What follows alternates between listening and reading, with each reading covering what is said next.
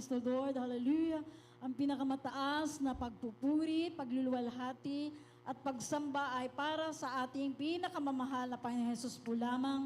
Dubling paggalang po sa ating pag-respeto at paggalang sa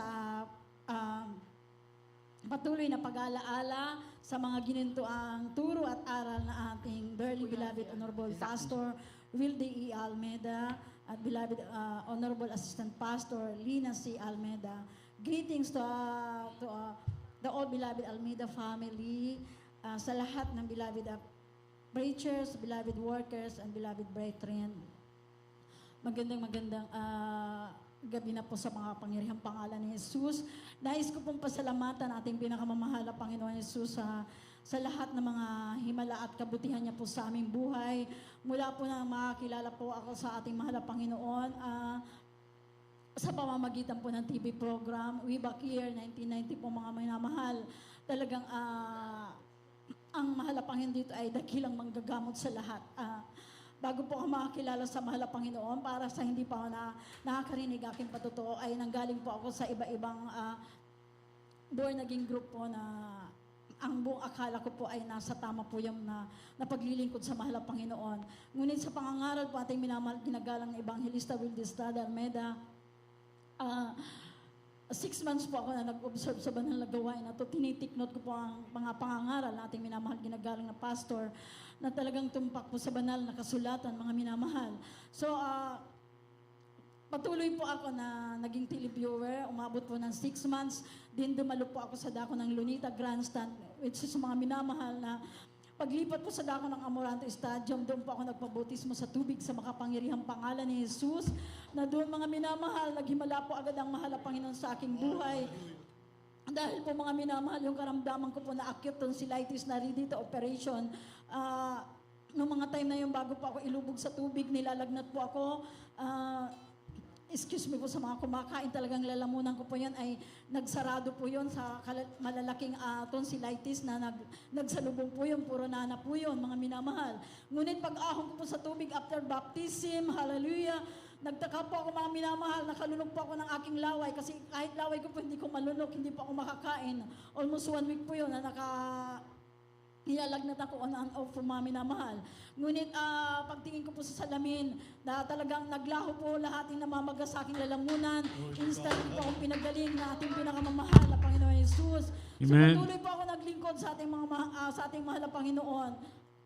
Mga minamahal, nagpapasalamat po ako sa mahal na Panginoon dahil lahat ng aming mga karamdaman na hindi gumagaling sa pamamagitan ng gamot, dito po pinagaling ng ating mahal na Panginoon. Yung karamdaman ko po na tuwing taglamig sa ganitong panahon, hindi po ako makalakad, halos namamaga po aking dalawang paa na yan. May mga iniinom po akong gamot, mga kapsul po mga minamahal para mawala lang po yung sakit. Nawawala naman po, pero pag wala na po yung bisa ng gamot, grabe po ang karamdaman ko, hindi po ako makalakad, mga minamahal. Ngunit dito walang gamot na ginamit kapangyarihan ng Diyos na nagpagaling sa akin. Hallelujah.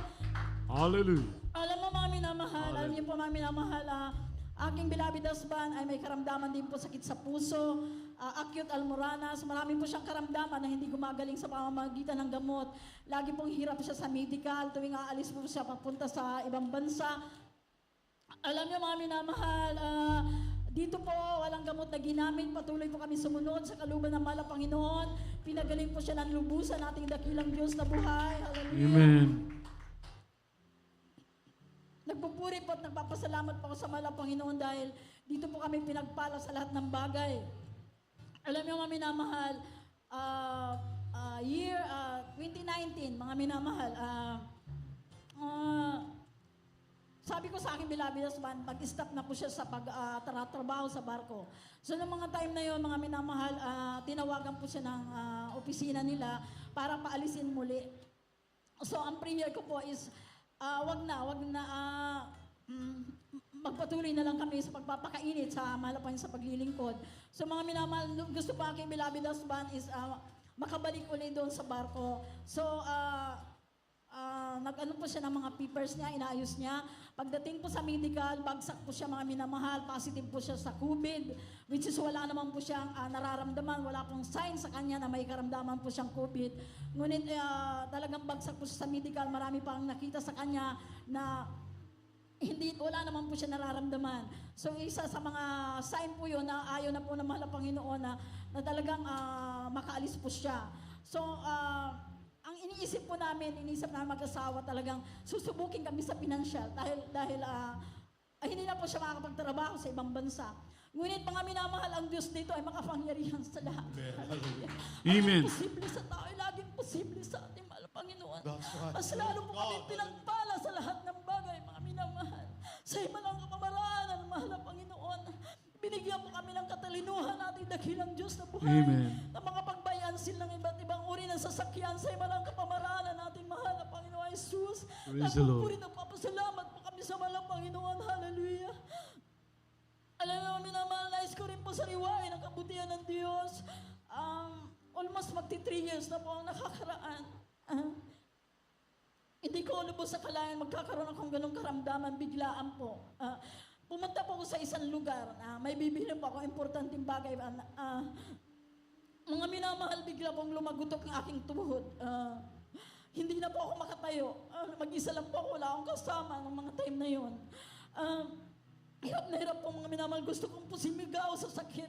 Dahil parang may buto po na tumutusok sa aking laman sa tuhod. Hallelujah.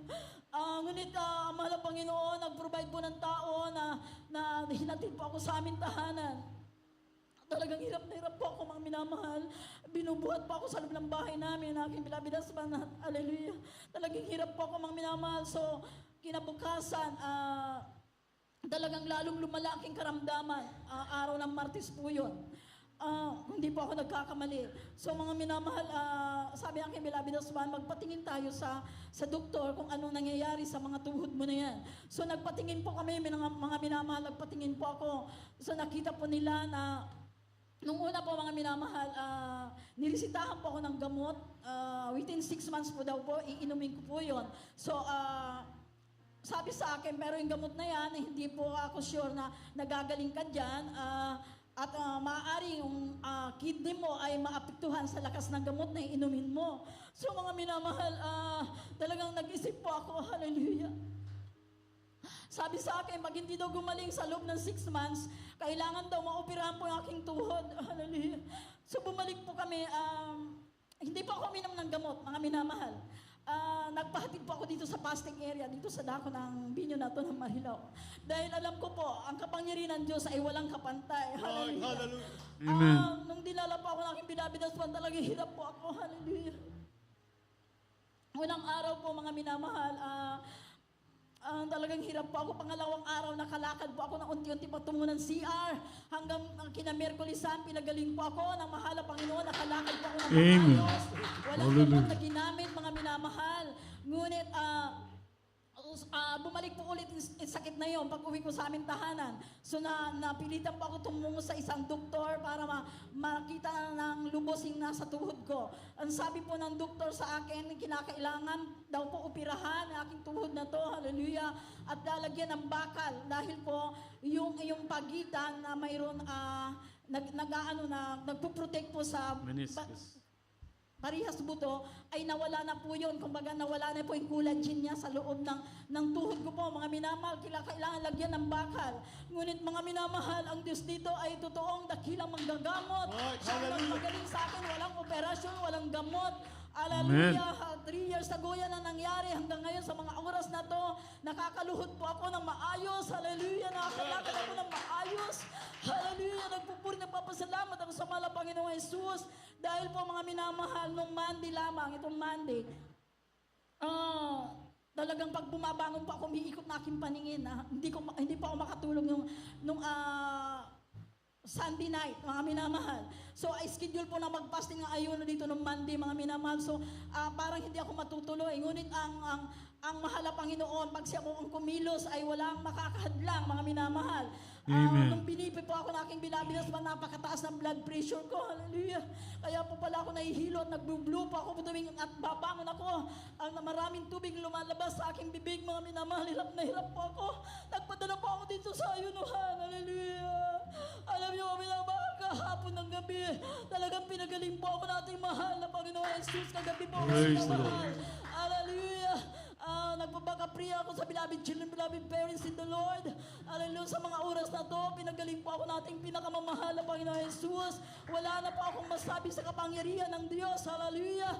Maiksi po ating oras kung iisa-isahin ko po from year 1990 up to now. At talagang kukulangin tayo, hallelujah, sa oras. Hanggang dito na lamang po ang pinakamataas na pagpupuri, daos pusong pasasalamat, pagsambat, pagpaparangal ay nararapat po lamang sa ating pinakamamahal na Panginoon Kristo. Glory to God. Hallelujah. Amen. Praise the Lord.